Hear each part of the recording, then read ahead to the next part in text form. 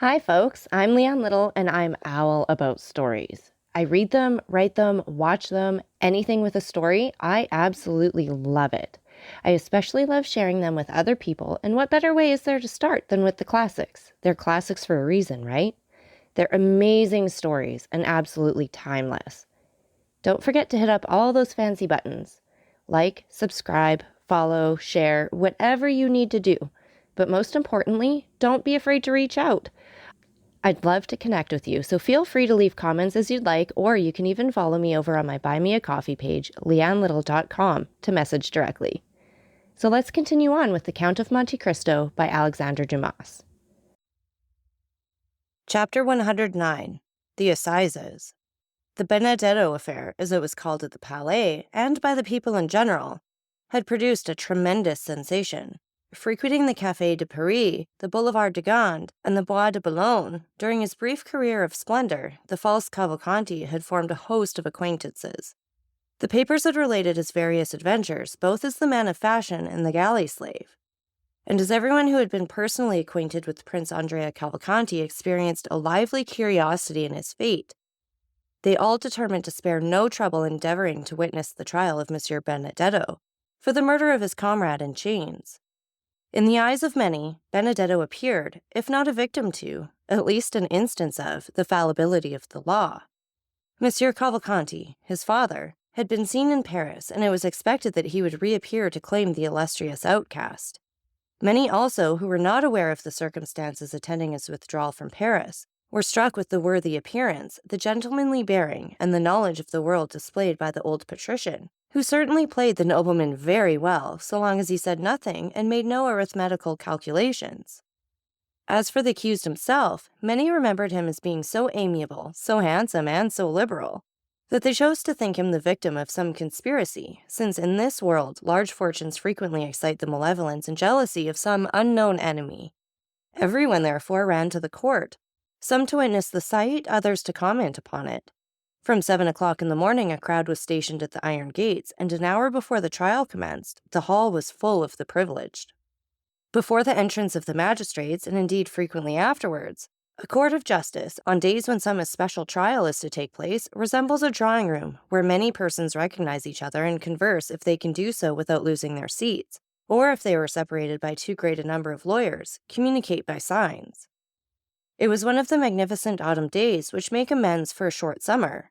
The clouds which Monsieur de Villefort had perceived at sunrise had all disappeared as if by magic, and one of the softest, most brilliant days of September shone forth in all its splendor.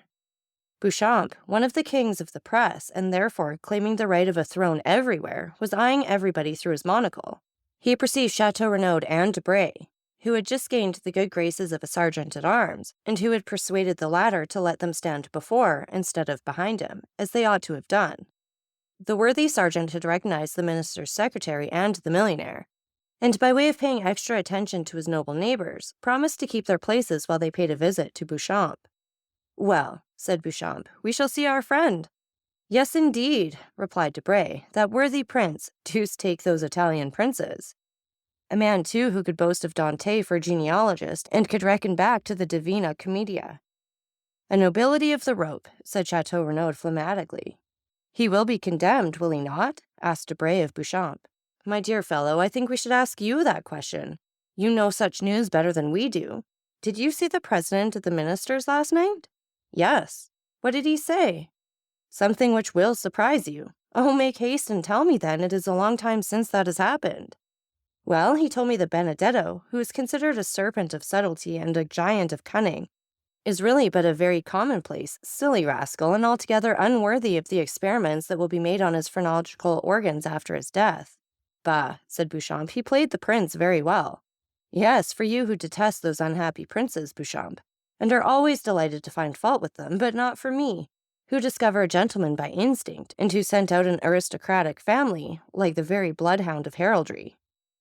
"Then you never believed in the principality?" "Yes, in the principality, but not in the prince." "Not so bad," said Beauchamp. "Still, I assure you, he passed very well with many people. I saw him at the ministers' houses." "Ah, yes," said Chateau-Renaud, "the idea of thinking ministers understand anything about princes." "There is something in what you have just said," said Beauchamp, laughing.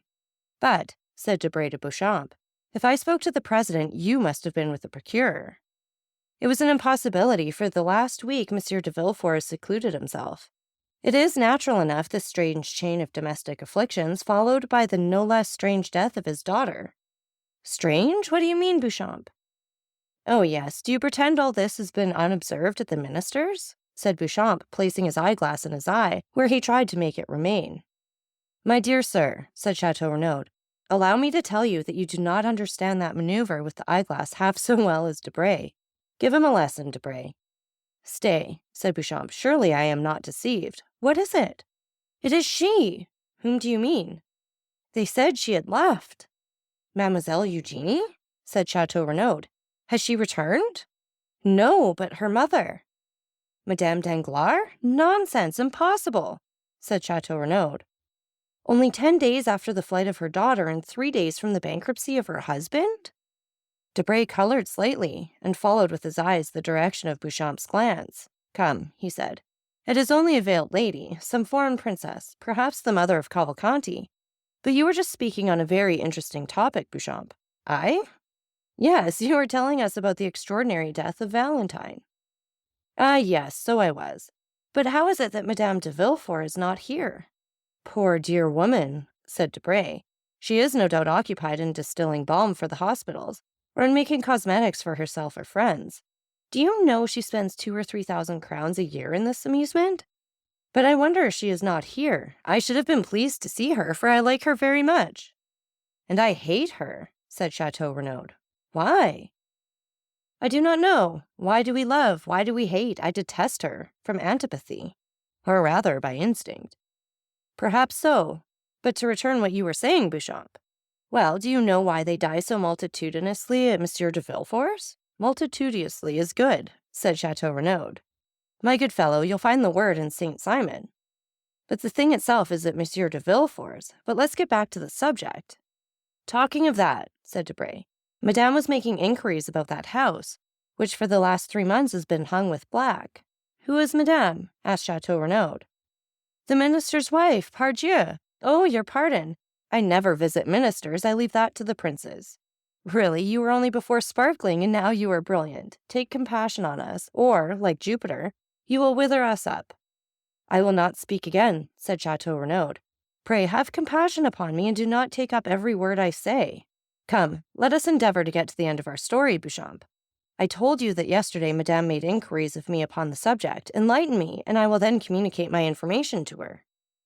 Well, gentlemen, the reason people die so multitudinously, I like the word, at Monsieur de Villefort's, is that there is an assassin in the house. The two young men shuddered, for the same idea had more than once occurred to them. And who is the assassin? They asked together. Young Edward. A burst of laughter from the auditors did not in the least disconcert the speaker, who continued, Yes, gentlemen, Edward, the infant phenomenon, who is quite adept in the art of killing. You are jesting. Not at all. I yesterday engaged a servant who had just left Monsieur de Villefort. I intend sending him away tomorrow, for he eats so enormously to make up for the fast imposed upon him by his terror in that house.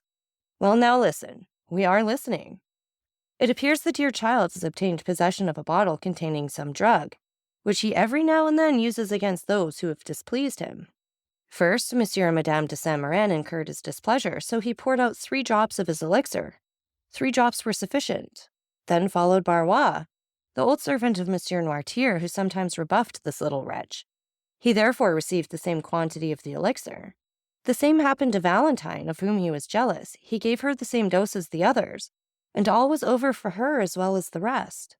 Why, what nonsense are you telling us? Said Chateau-Renaud. Yes, it's an extraordinary story, said Beauchamp, is it not?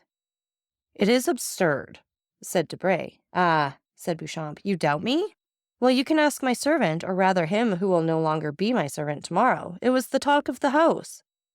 And this elixir, where is it? What is it? The child conceals it. But where did he find it? In his mother's laboratory. Does his mother then keep poisons in her laboratory? How can I tell? You're questioning me like a king's attorney. I only repeat what I've been told, and like my informant, I can do no more. The poor devil would eat nothing from fear. That is incredible. Oh, no, my dear fellow, it's not at all incredible. You saw the child pass through the Rue Richelieu last year, who amused himself with killing his brothers and sisters by sticking pins in their ears while they slept. The generation who follow us are very precocious." "Come, Beauchamp," said Chateau-Renaud. "I will bet anything you do not believe a word of all you have been telling us. But I do not see the Count of Monte Cristo here." "He is worn out," said Debray. "Besides, he could not well appear in public, since he has been the dupe of the Cavalcanti, who, it appears, presented themselves to him with false letters of credit, and cheated him out of 100,000 francs upon the hypothesis of this principality." "By the way, Monsieur Chateau-Renaud," asked Beauchamp, "how is Morel?" "Ma foi, I have called 3 times without once seeing him. Still, his sister does not seem uneasy, and told me that though she had not seen him for 2 or 3 days, she was sure he was well."